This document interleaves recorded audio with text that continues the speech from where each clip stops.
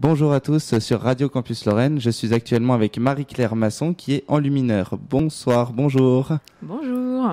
Alors, tu es enlumineur. Est-ce que tu peux nous expliquer ce que c'est qu'un enlumineur ? Alors un enlumineur aujourd'hui, c'est c'est l'art d'enluminer le texte. Au Moyen Âge, ça vient du Moyen Âge même avant. Hein. L'enlumineur au Moyen Âge venait mettre, quand on dit mettre en lumière le texte, c'est vraiment décorer le texte avec de l'ornementation ou peindre une scène qui explique le texte.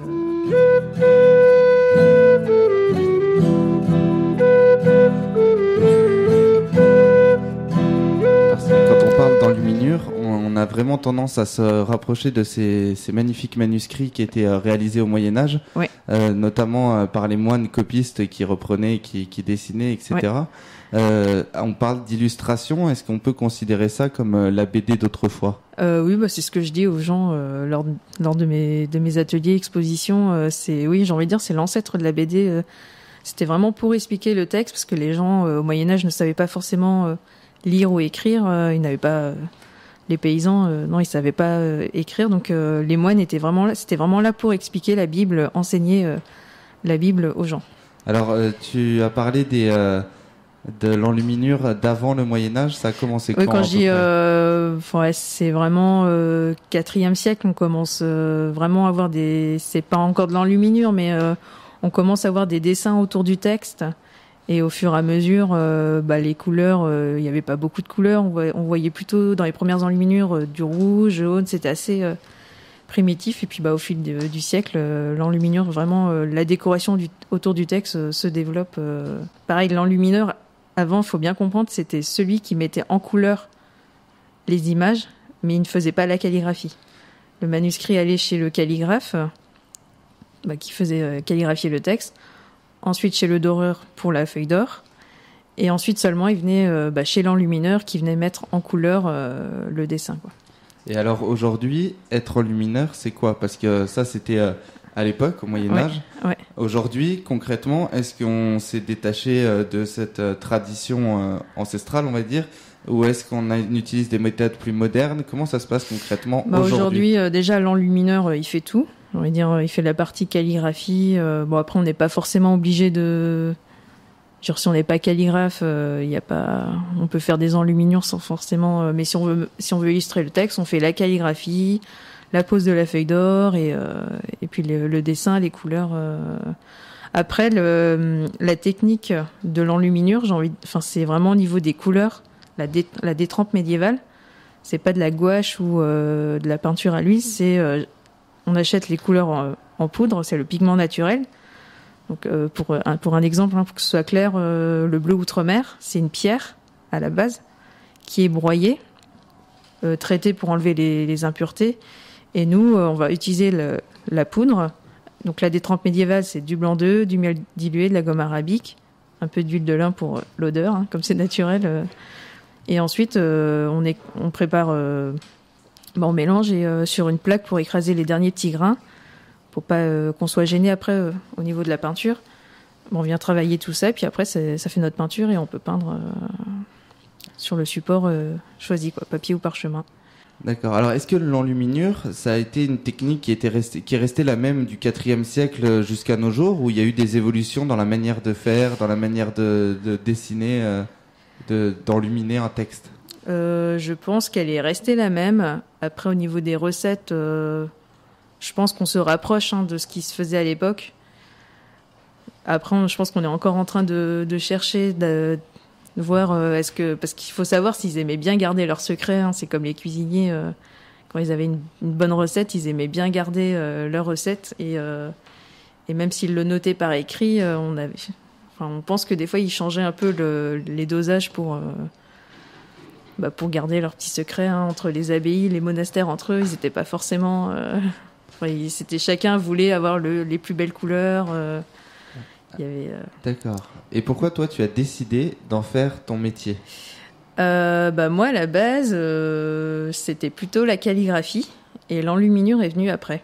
Donc je me suis d'abord intéressée à la calligraphie Et l'enluminure, c'est venu après, quoi. J'ai découvert les lettrines, et puis après au lycée, qu'est-ce que tu veux faire plus tard, voilà, j'ai trouvé donc la formation à Angers, l'Institut supérieur de l'enluminure et du manuscrit.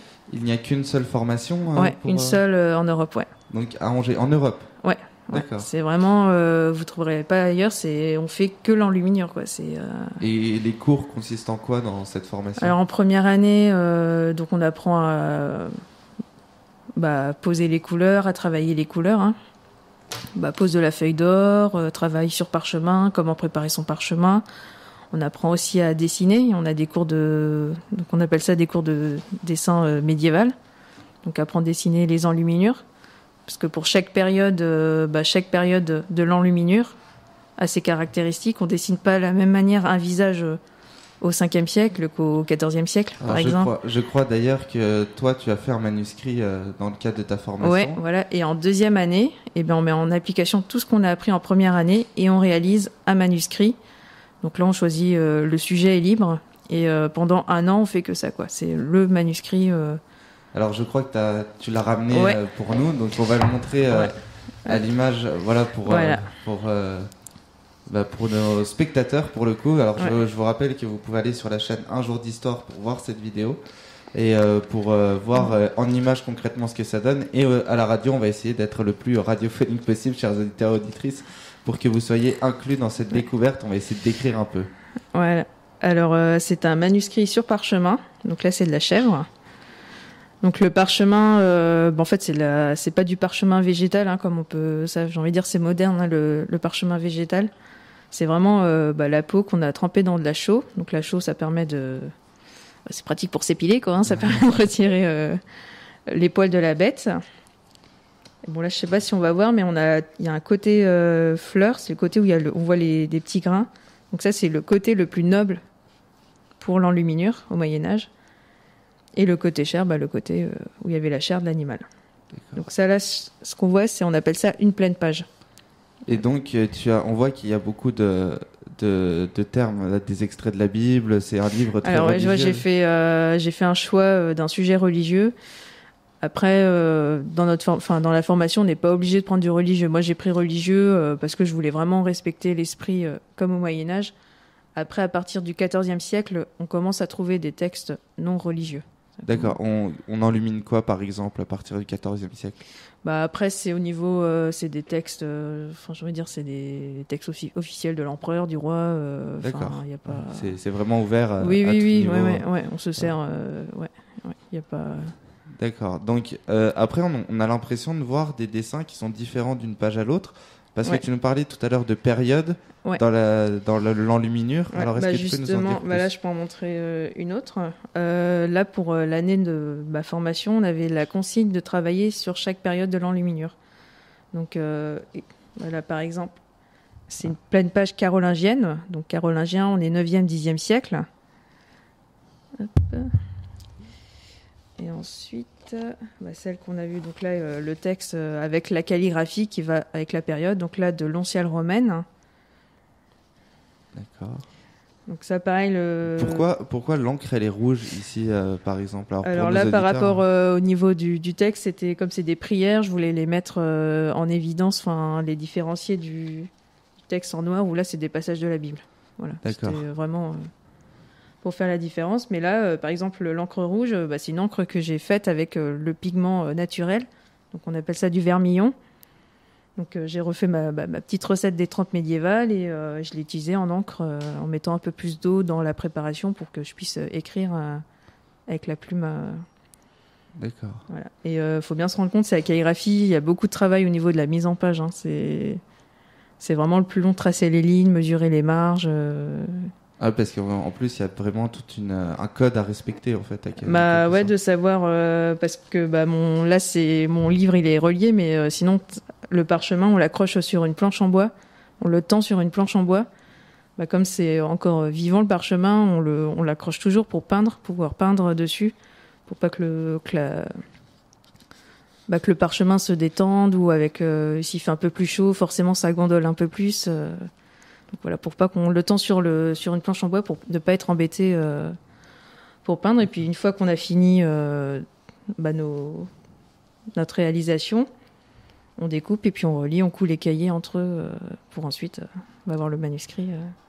D'accord. Voilà. Donc on a vu la période carolingienne, là, donc 9e, 10e siècle. Donc là c'est la période romane. Donc le roman, on est 11e, 12e siècle. Qu'est-ce qui change pour nos éditeurs? Qu'est-ce qui change entre Alors ces un deux exemple périodes? en roman, on trouve beaucoup de fonds en feuille d'or, avec de la feuille d'or. Alors justement, sur beaucoup des œuvres calligraphiées et enluminées, on trouve beaucoup cette feuille d'or. Est-ce que ça revenait pas cher d'acheter ça? Pourquoi on met autant d'or en fait? C'est symbole de spiritualité, donc forcément pour les Bibles et tout ça, c'était...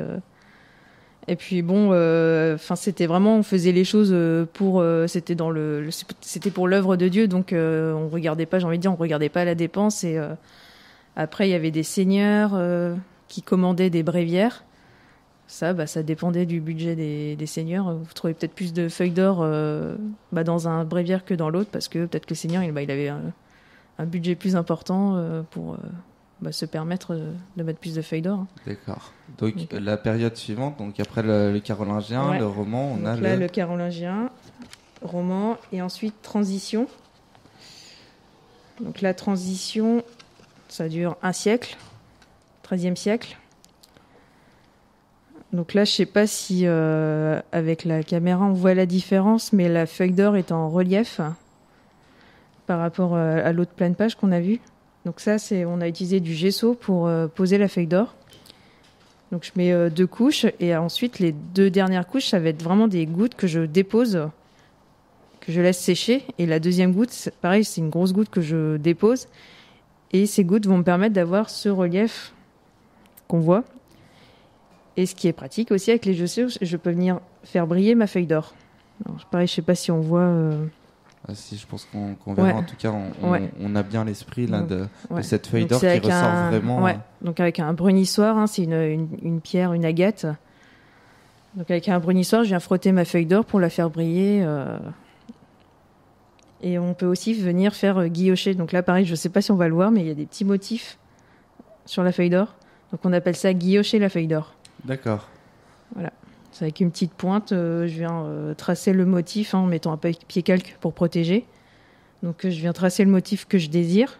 Alors la difficulté, c'est si j'appuie trop fort, ça déchire la feuille d'or. Et si j'appuie pas assez, on voit pas les motifs au moment où je vais faire briller la feuille d'or. Ouais. C'est vraiment un travail minutieux. Et puis là, si je rate, je dois recommencer, quoi. D'accord. Donc période transition, donc ça va être la transition avec quelle période ensuite? Donc ensuite, 13e siècle, et puis après on arrive 14e siècle. Donc là, j'avais choisi un 14e siècle, du gothique. Donc le gothique, c'est à partir du 14e siècle. Et là, j'ai choisi un gothique style italien, donc, dont l'ornementation, on appelle ça la vigne blanche. On trouve ça en Italie. Et comme les Italiens, ils ont toujours un siècle d'avance par rapport à nous, en France. J'ai pu prendre cette ornementation, ça restait dans le médiéval et c'était valide. Voilà, parce qu'après 15e siècle, on n'appelle pas, c'est plus de l'enluminure. C'est comment après, il y a la Renaissance qui arrive et l'enlumineur, ça va être vraiment celui qui fait l'ornementation. Et le peintre va peindre des petites scènes, quoi. Ça va plus être des scènes que le peintre. Donc à partir de quand on peut vraiment dire que l'enluminure est revenue? Parce que s'il y a eu cette extinction entre guillemets à partir de la Renaissance, pour qu'aujourd'hui on ait envie d'en refaire, qu'est-ce qui attire je pense, déjà les couleurs, c'est pas de la gouache. Là, pareil à la caméra, je sais pas si on voit les couleurs, elles sont vives, sur parchemin encore plus. Après, je pense que ce qui attire chez les gens, l'enluminure, c'est le temps prendre le temps de faire quelque chose de beau, d'artistique. Ouais, je pense qu'on est un peu dans une société où tout va vite, même l'information, l'informatique, même au niveau du travail, on est amené à produire, à faire les choses vite. Faut pas perdre son temps, faut bien le rentabiliser.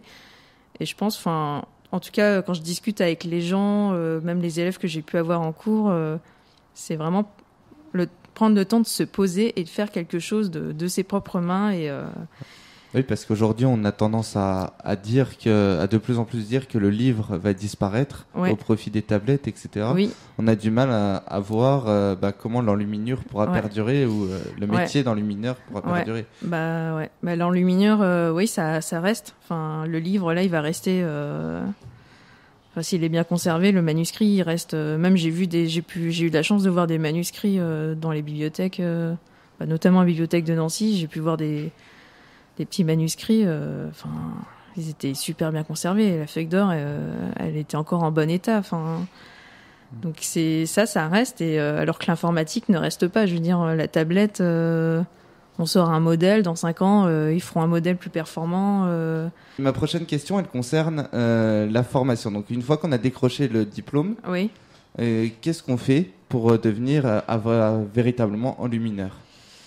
Eh ben, ça c'est après, c'est dépend. On doit se débrouiller, quoi. C'est bouche à bouche. On part de rien. On ouvre son propre atelier ou on rentre dans des. Il y a des coopératives qui existent, des entreprises qui. Moi j'avais fait le système de l'auto-entreprise.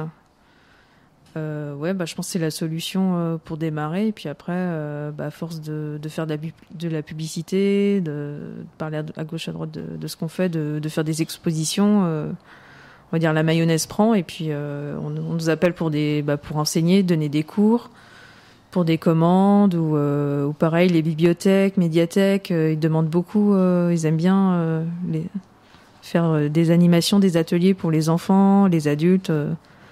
Oui, tout ça pour remettre, parce qu'au final, on se rend compte dans notre société qu'il y a une vraie volonté de redécouvrir le Moyen-Âge. Oui. Je me suis rendu compte aussi en faisant une fête médiévale. Tout ce qui est fête médiévale, ça revient à la mode. J'ai l'impression qu'on découvre un peu que le Moyen-Âge, c'est pas seulement une période sombre avec des maladies et l'obscurantisme. On découvre que le Moyen-Âge, il y avait beaucoup de choses. Beaucoup de choses, notamment les enluminures. Qui sont magnifiques et qui sont vraiment rentrées dans notre patrimoine et dans la richesse européenne. C'est notre histoire. Ça raconte l'histoire, c'est notre histoire et ce serait dommage de perdre. Oui, puis c'est ce qu'on disait en début d'émission, d'interview, c'est comme une BD au final, où quand on ne savait pas lire, la majorité des gens ne savaient pas lire. Ils ouvraient les livres d'heures ou les livres ou les différents livres enluminés et puis ils pouvaient voir apparaître des scènes devant eux, soit qui les émerveillaient, ou alors qui leur faisaient peur aussi, puisqu'on a représenté aussi beaucoup le diable, l'enfer, etc. C'était pour expliquer la Bible, donc forcément le diable, l'enfer, c'était important. Après la richesse des détails aussi, c'est amusant de voir que les moines aussi savaient s'amuser, parce que j'entends souvent les gens lors des animations, ils avaient que ça à faire, les moines. Oui, forcément, c'était leur vocation, c'était leur entre guillemets leur boulot, quoi, mais c'est amusant aussi de voir dans certains manuscrits les petites drôleries qu'on peut trouver. Je sais pas, l'évêque représenté en singe. On se doute que le moine, il devait pas trop aimer son évêque à ce moment-là. Et effectivement, c'est assez. Il savait aussi s'amuser. C'est un peu comme les cathédrales, les églises. On lève la tête, on voit des gargouilles. C'est la même chose. C'est des choses un peu insolites. Et quelles ont été les difficultés pour toi avec ton métier d'enlumineur ? Parce qu'il y a forcément eu des difficultés, je pense. Oui, alors la difficulté, je pense comme tous les métiers d'artisan, c'est déjà c'est pas forcément les gens. La question, vous en vivez ? Honnêtement, au début, non, on n'en vit pas. Si on doit investir dans le matériel, non, on fait des kilomètres pour au début une élève, après 2 élèves, et puis ça commence à venir après, mais. La difficulté, c'est comme n'importe qui peut monter son auto-entreprise. Quelqu'un qui fait un petit peu de peinture, un petit peu d'enluminure, je monte mon auto-entreprise et puis je suis déclarée. Donc au niveau de la société, c'est bon, je suis légale et je vais vendre mes enluminures et faire des ateliers, des animations, alors que la personne, même si elle se débrouille très bien, je dis pas que c'est moche ce qu'elle fait, mais c'est pas assez joli de loin, mais quand on met le nez dessus, niveau technique, précision au niveau du trait, tout ça, c'est pas forcément le résultat n'est pas forcément là, quoi. Donc C'est je dirais un manque de reconnaissance au niveau national, au niveau des gens et tout ça. Ouais. D'accord. Mais c'est quand même un métier qui te plaît, sinon tu ne l'aurais pas fait. Ah oui. Oui. Donc quels sont les bénéfices que tu as pu tirer que tu peux tirer de ce métier-là, et quelles sont les choses qui t'ont émerveillé peut-être et qui sont positives vis-à-vis de l'enluminure? Pourquoi l'enluminure ça m'attire? C'est la richesse des détails. Encore une fois, prendre le temps de faire quelque chose de beau. C'est quand je peins, j'arrive à un niveau une fois qu'on maîtrise la technique et tout ça, qu'on est à l'aise, qu'on réfléchit plus. Maintenant j'ai fait ça, qu'est-ce que je dois faire après? Une fois qu'on connaît toutes les étapes, on prend vraiment du plaisir à peindre et c'est même quand je peins des fois c'est surprenant, mais je m'arrête et je dis c'est bizarre, je pense à rien. Enfin, d'avoir la tête vide, c'est plaisant. Et qu'est-ce que tu dirais à des jeunes qui savent pas trop aller et qui aimeraient, qui seraient peut-être tentés d'aller vers la calligraphie, l'enluminure? Oui. Quels conseils tu leur donnerais? De prendre un crayon et d'essayer de dessiner tout ce qu'on voit. Hein. À l'époque, ils regardaient beaucoup la nature. Hein. On observe la nature, la couleur des arbres, telle période de l'année. En été, c'est vert, c'est beau. Enfin, ouais, c'est de prendre une image. De toute façon, moi, j'ai commencé comme ça. Hein. Le dessin, ça m'attirait. J'ai pris mon crayon et puis j'essayais de reproduire des images, dessiner un arbre, des fruits. Enfin, c'est de se lancer et de pas se poser de questions et puis advienne que pourra, comme on dit. Ouais. Alors juste pour terminer, tu as ramené d'autres œuvres aussi que tu as fait. On va peut-être les présenter juste rapidement. Alors, voilà. Au total, tu en es à combien d'œuvres réalisées à peu près? Je pourrais pas dire parce que j'ai fait des petites commandes aussi que je n'ai plus. Hop. Voilà, là comme ça. Donc ça, c'est une lettre romane. D'accord. Donc c'est une lettrine, donc c'est un A en fait, et on appelle ça une lettrine zoomorphe parce que c'est un dragon qui forme la lettre en fait. Je sais pas si. Hop. Voilà. Vous pourrez retrouver aussi des photos sur l'article qui sera fait pour cette interview où on mettra bien sûr les photographies. Vous pourrez voir et entendre ce qu'on a dit dessus. Voilà. Donc là, pareil avec de la feuille d'or, hein, j'ai utilisé du gesso pour la faire briller. Et le bleu, c'est de l'indigo.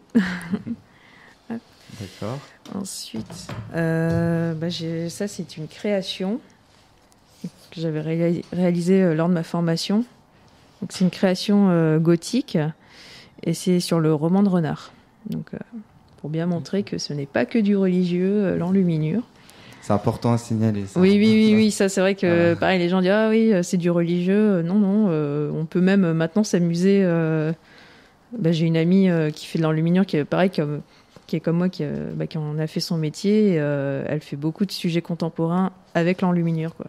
En reprenant les principes. Ouais, c'est vraiment intéressant. Voilà. Et le Christ en majesté. Voilà. Hop. Alors celui-là, il est magnifique aussi. Donc ça, on dit un Christ en majesté parce qu'il est, vous voyez, une forme d'amande. On appelle ça une mandorle.